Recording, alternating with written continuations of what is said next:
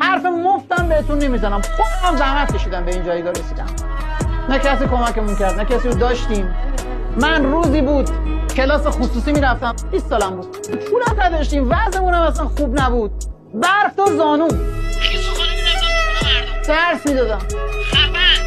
خانواده زنگ میزد میگفت آقا این چه معلم در پیتیه ماشین نداره، کلاسمو کنسل میکرد.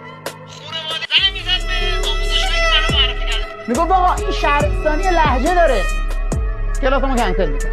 انقدر از این اتفاقا برای من افتاد ولی من خم به ابرو نیاوردم، پرروتر از این حرفا بودم. شما فکر کردین همینجوری همه چی به وجود میاد؟ شما اصلا میدونین که چه مشکلاتی رو طی کردم تا رسیدم به اینجا؟ من باید موفق میشدم، من راهی نداشتم جز موفق شدن. 10 سال طول کشید ولی محقق شد. بچه زندگی خیلی بیرحمه، اگه یاد نگیرید که محکم باشید نابودتون میکنه.